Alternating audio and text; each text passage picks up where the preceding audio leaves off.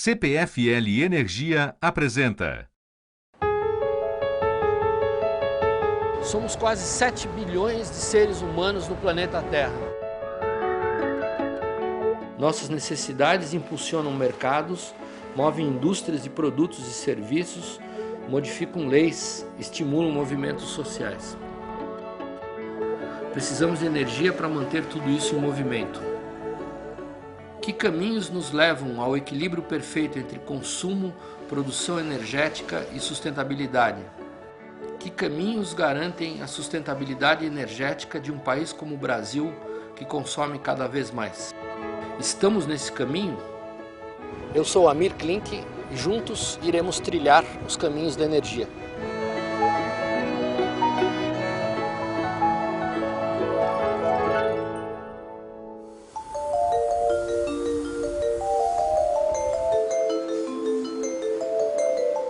As cidades crescem, a sociedade se transforma e o consumo de energia aumenta.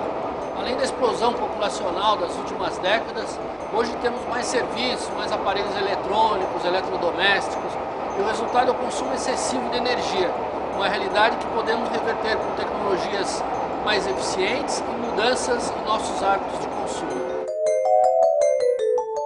A eficiência energética é um caminho fundamental rumo à sustentabilidade. O conceito é simples: executar mais tarefas gastando menos energia. Nesse episódio, vamos conhecer ações eficientes adotadas pelos setores público e privado, além de novas tecnologias de geração em pesquisa e em desenvolvimento. O resultado é uma economia de energia que pode compensar o crescimento populacional, contribuindo assim para uma sociedade mais sustentável.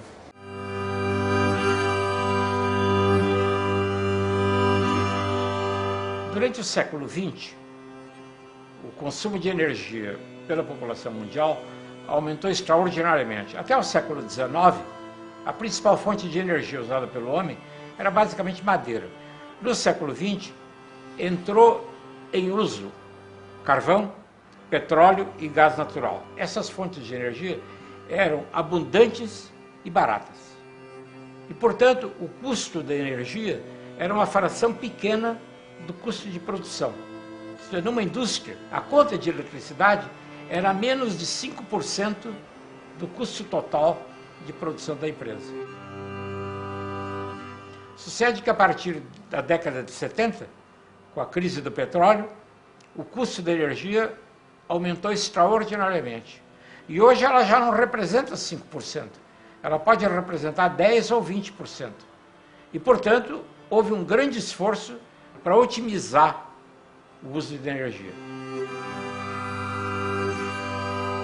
Se eficiência energética não tivesse sido introduzida a partir de 1970, na Europa e nos Estados Unidos se estaria consumindo hoje 50% mais energia do que se consome. As crises de petróleo da década de 1970 incentivaram de maneira decisiva a pesquisa e os investimentos em eficiência energética nos Estados Unidos. Nesse contexto surgiram as ESCOs, empresas especializadas em serviços de conservação de energia. As ESCOs são contratadas por companhias que pretendem reduzir gastos energéticos. São desenvolvidas, então, medidas que tornam possível a economia de energia e de água, otimizando o uso desses recursos e explorando o potencial de eficiência das empresas. As primeiras ESCOs brasileiras surgiram no final da década de 1980, mas seus negócios demoraram bastante para deslanchar. Somente nos últimos anos, diante da crescente preocupação empresarial com o impacto ambiental dos negócios e com a necessidade de cortar custos, as ESCOs alcançaram um patamar de maior atuação no país, auxiliando empresários a adotar ações mais eficientes e sustentáveis. Algumas empresas hoje acreditam que investir em eficiência energética é um bom negócio. Por quê? Porque, de certa maneira, você está investindo num processo mais eficiente e, ao mesmo tempo, economizando energia, que é um recurso caro e escasso. Na verdade, algumas empresas têm feito isso com mais ou menos intensidade. O setor siderúrgico brasileiro, por exemplo, investe muito em eficiência energética. Na verdade, o grande processo de eficiência energética é produzir mais com menos geração de resíduos, com menos uso de energia. Eficiência energética é um processo ganha-ganha, todo mundo ganha com isso. A empresa ganha, a sociedade ganha, as pessoas ganham. O retorno dos investimentos de energia, de eficiência energética, conforme a planta, conforme a escala, mas está à volta de 10% a 15% do capital investido.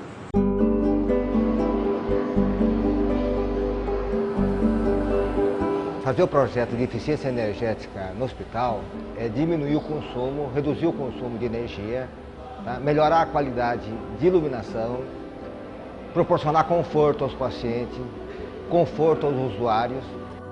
Não é simplesmente trocar lâmpada, trocar luminária. Tá? Temos que pensar na qualidade de energia, tá? No conforto que essa luz vai provocar no usuário, tá? E não simplesmente iluminar o ambiente. Eram utilizadas 22 mil lâmpadas fluorescentes de 40 watts, tá? Com reator eletromagnético de baixa eficiência e baixo rendimento. Foram substituídas por lâmpadas fluorescentes de 32 watts e alto fator de potência. Nós atingimos 56% de redução. É uma economia de aproximadamente R$192 mil ano.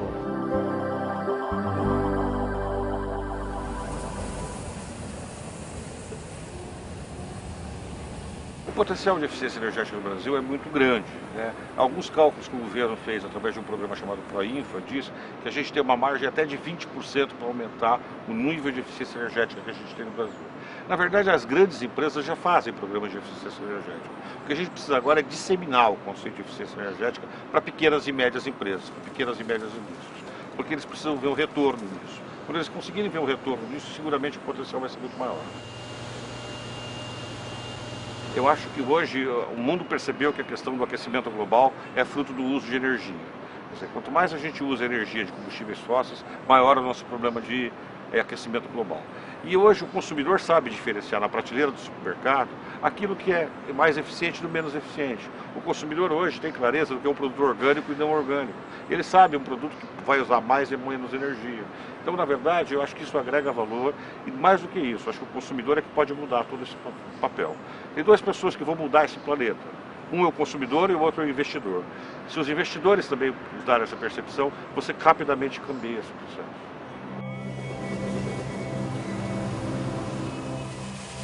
Na verdade, é que nós não temos um programa de eficiência energética ligado a mecanismos de financiamento. A indústria sabe que ela precisa trocar o seu equipamento, mas ela não tem dinheiro para trocar um novo equipamento.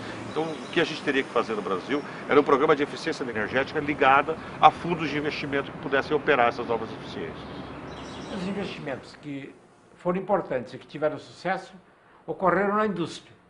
E o setor residencial é efetivamente mais atrasado. Nós temos observado no Brasil nos últimos anos uma evolução muito grande no consumo de energia elétrica.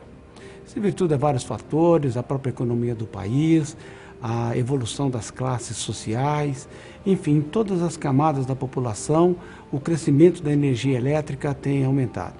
A única política pública que se mostrou adequada para promover a eficiência energética é o estabelecimento de padrões de funcionamento, padrões de eficiência.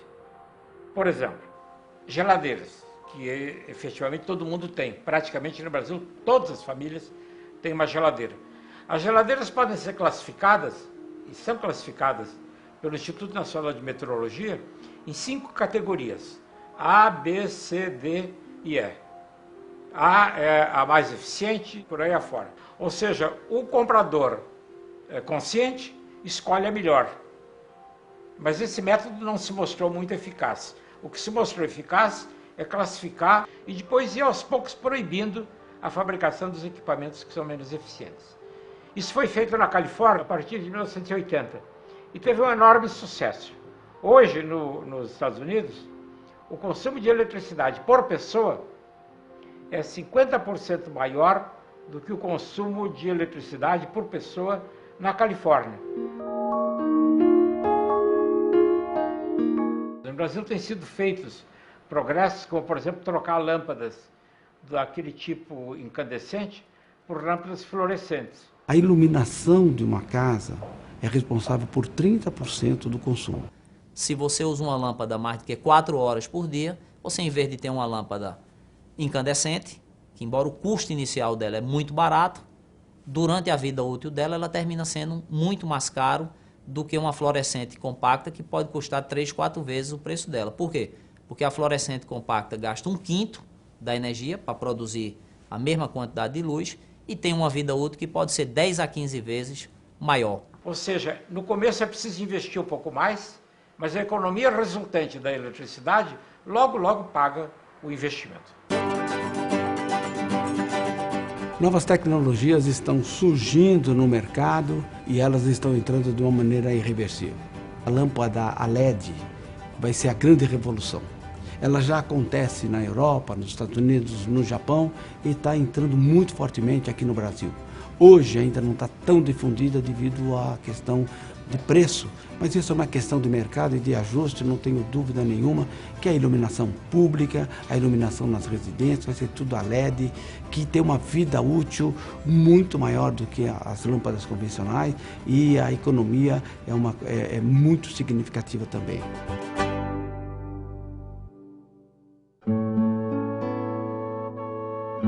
Eu gosto muito de agregar eficiência em soluções que já se mostraram viáveis. Mas num barco como esse, o maior consumo, a maior demanda de energia é para iluminação. E de 5 anos para cá, a tecnologia das lâmpadas mudou bastante. E a gente num barco está sempre ligado, né? Meu próximo plano aqui é trocar tudo para LED. Eu ainda não estou totalmente acoplado ao LED, mas é uma questão de inteligência. Eu posso ter baterias muito menores, menos peso, menos custo e essas coisas. O jeito mais inteligente de você atender às necessidades energéticas de uma população, de uma sociedade, é evitar o desperdício. É o que a gente chama, no jargão do uso eficiente de energia, o negawatt. É o contrário do megawatt, que é a unidade de energia. Essa é a fonte mais limpa que existe, porque você não tem nenhum impacto no meio ambiente, porque você evita a produção de energia. Na medida que a pessoa se torna mais eficiente, que a indústria se torna mais eficiente no uso da energia, é natural que o custo da energia se torne menor para aquela pessoa ou para aquela indústria. Isso poderia induzir a um aumento do consumo. Então, alguns estudos dizem que o efeito bumerangue podem pegar de volta 10, 15 ou 20% que a eficiência energética tirou primeiro. Mas não se é conclusivo ainda, mas é uma questão que você tem que crescentemente prestar atenção.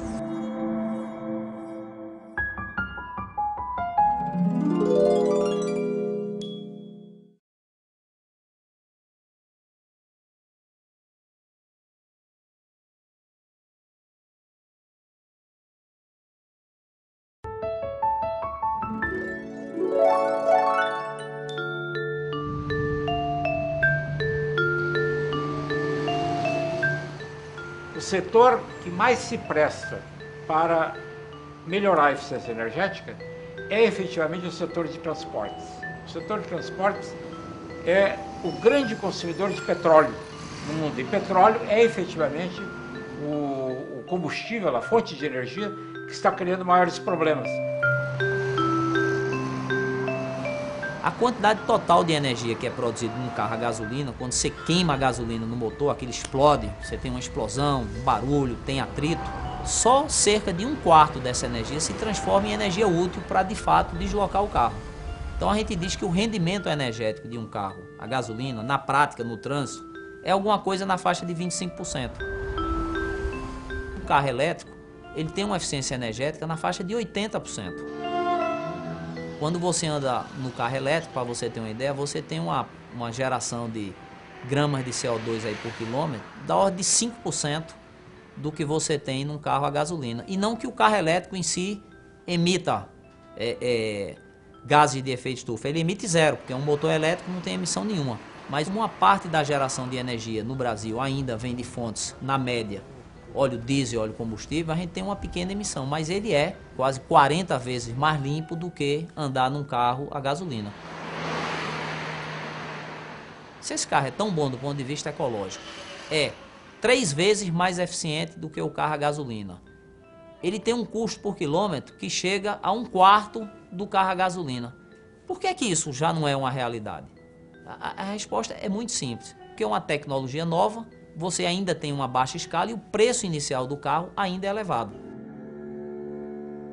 A energia solar térmica, na verdade, ela é a transformação da energia direta do sol em energia térmica.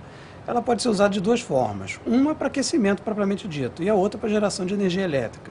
No caso da energia elétrica, é necessário que essa concentração seja muito maior para que você consiga uma temperatura mais alta, para você conseguir, então, fazer a geração de energia elétrica da mesma forma que você faz numa termoelétrica convencional.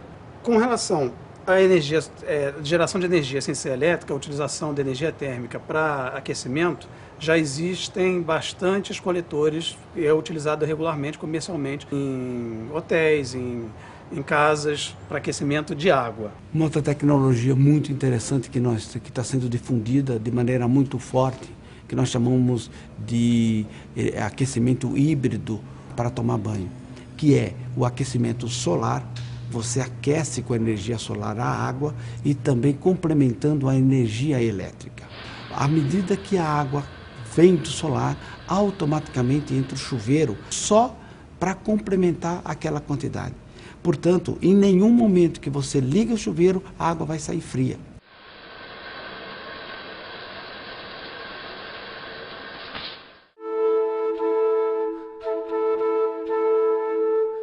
O potencial da produção de energia a partir do bagaço da cana de açúcar especificamente é um vetor muito importante para a indústria de energia no país. Todo o cluster da produção de energia por biomassa, ele é nacional.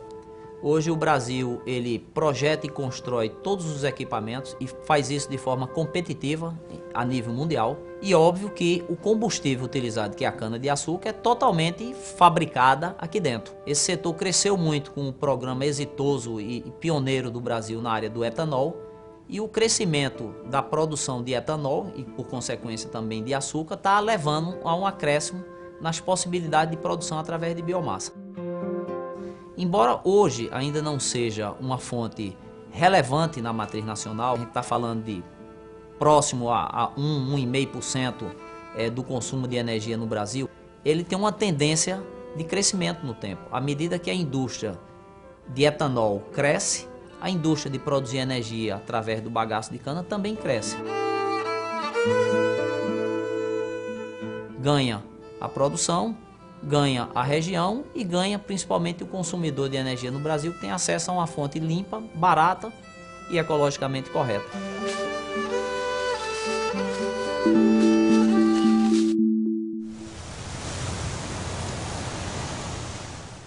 O resultado dessas preocupações, esse eu acho o lado interessante dessa preocupação com eficiência energética. Existe uma pressão tecnológica muito grande para que os fabricantes ou os usuários se tornem um exemplo ou mitiguem esses problemas. Bom, esse é um fato que acontece sempre com os fabricantes e fornecedores que a gente tem. Às vezes eles não têm consciência do potencial de redução de consumo de que eles próprios são capazes. E isso a gente sempre tem brigas com a engenharia dos fabricantes. No caso do motor, é um caminhão de linha que circula pelas estradas brasileiras.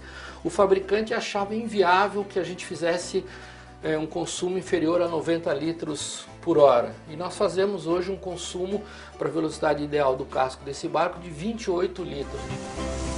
Hoje o nosso objetivo maior é poupar combustível.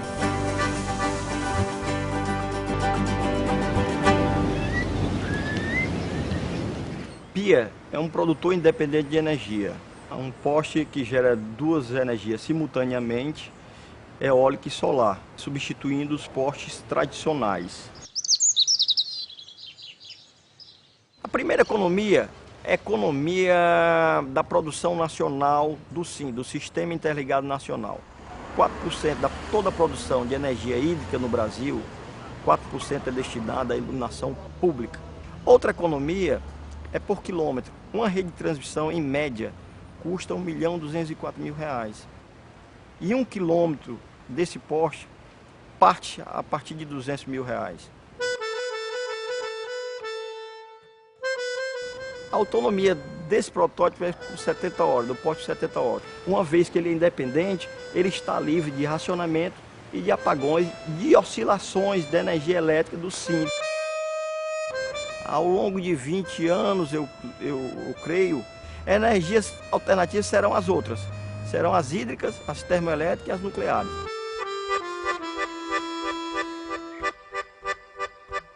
Alguns estudos falam que você talvez pudesse chegar a 2050 com 100% da energia do mundo vindo de fontes alternativas.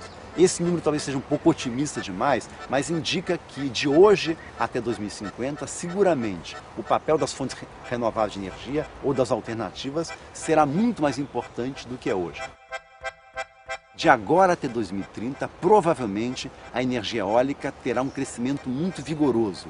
E entre 2030 a 2050, a energia solar crescentemente se tornará mais importante.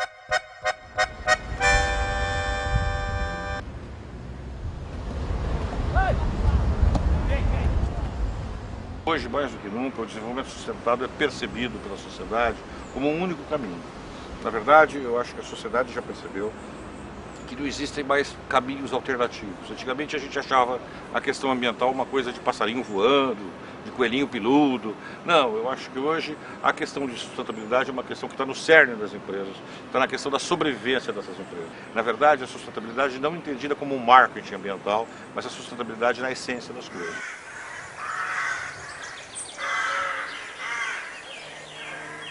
Como que isso vai influenciar no nosso dia a dia? Eu acho que vai influenciar em muito. A gente tem hoje a perspectiva de ter um desenvolvimento diferente daquilo que a gente teve, com inovação, uma economia de baixo carbono. A gente tem toda uma outra forma de enxergar desenvolvimento que não necessariamente aquilo que começou na Revolução Industrial. Os espaços urbanos, as instituições e as nossas próprias cabeças foram moldados por um mundo que não existe mais, que é o mundo da grande indústria.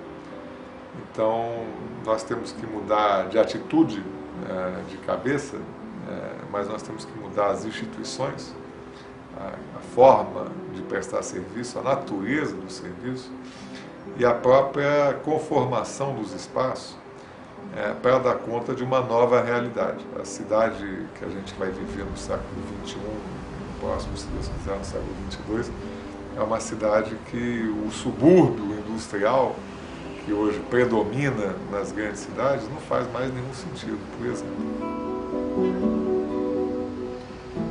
A maneira que se teve de conceber o espaço urbano daquela forma apressada, soldada que nós tivemos no século passado, é uma maneira que gera muito desconforto, muita ineficiência, muito pouca qualidade de vida para os seres humanos do século XXI. Olha, a cidade sustentável é aquela que você usa menos o carro, você separa o lixo, que você vive mais perto do trabalho ou traga o trabalho mais perto da moradia. É a cidade que tem múltiplo uso, quer dizer, você não ter centros de cidade abandonados durante 16 horas por dia, e a cidade que ela é uma integração de funções, de renda, de idade, de religião. Quanto mais mistura, mais você vai ter uma cidade, primeiro, com melhor qualidade de vida, segundo, mais sustentável.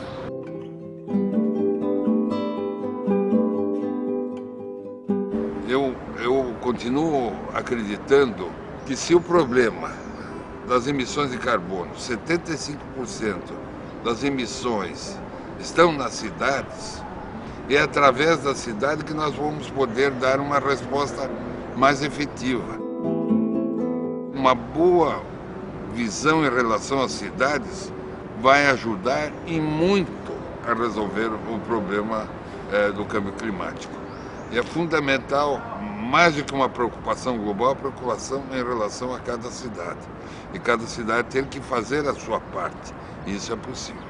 A gente está falando de planejamento, de necessidade de ser capaz de implementar ações que durem pelo menos uma geração para poder mudar de fato essas coisas. E aí vem um grande desafio, porque a gente não tem o costume de pensar em políticas que durem uma geração ou um pouco mais do que isso.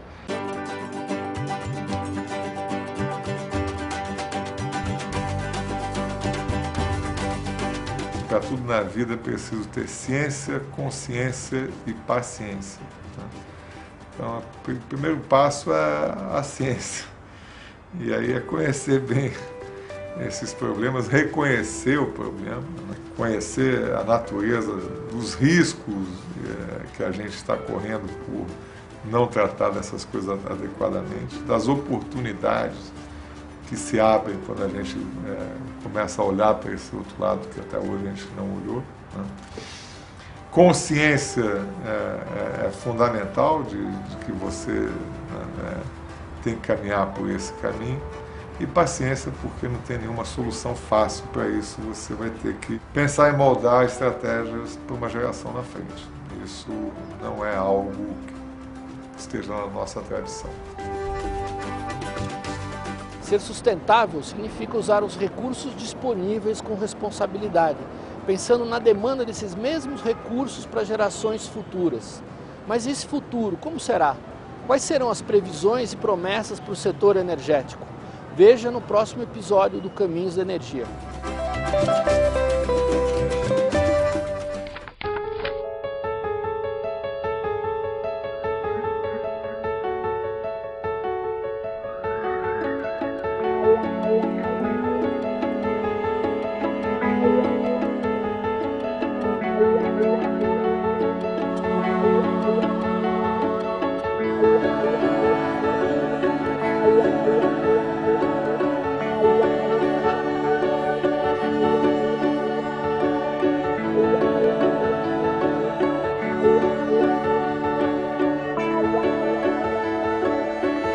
Uma realização CPFL e Energia.